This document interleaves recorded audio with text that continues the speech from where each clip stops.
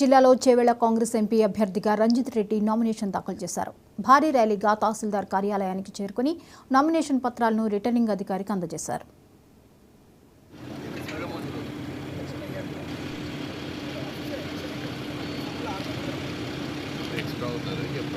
నేను doctor G Ranjith Reddy Chevella parliament కాన్స్టిట్యుయెన్సీలోని Congress party అభ్యర్థిగా హస్తం గుర్తు మీద రెండో సెట్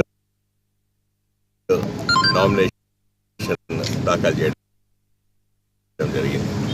మా గౌరవనీయులు, మా వికారాబాద్ డిసిసి అధ్యక్షులు, పరిగి స్థానిక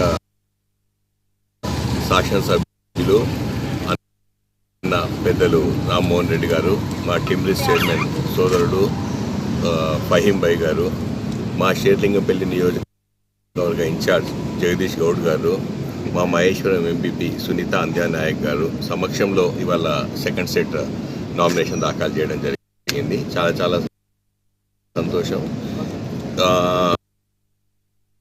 ఇప్పుడే చెప్పారు కలెక్టర్ గారు 51 అప్లికేషన్స్ వచ్చింది, 45 కంటెస్టెంట్స్ ఉన్నారని. ఎప్పుడైనా ప్రజాస్వామ్యంలో ఎంతమంది పోటీ చేసినంత బాగుంటుంది.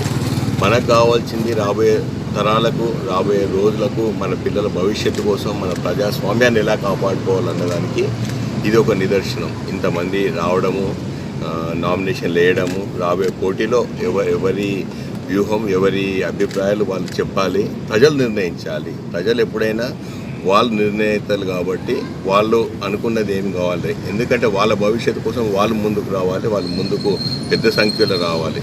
मेरे मुसलमान भाई बहनों से यही गुजारिश कर रहा हूँ मैं, सब लोग बाहर आइए. సిక్ సోదరులకు కూడా చెప్తున్నాను, క్రిస్టియన్ సోదరులకు కూడా చెప్తున్నాను, అందరూ బయటికి రావాలి. మీకు ఏది నచ్చితే, సెక్యులర్ పార్టీ నచ్చుతుందా, ఏ పార్టీ నచ్చుతుందో ఆ పార్టీకి ఓటేయాలని చెప్పి మీ ద్వారా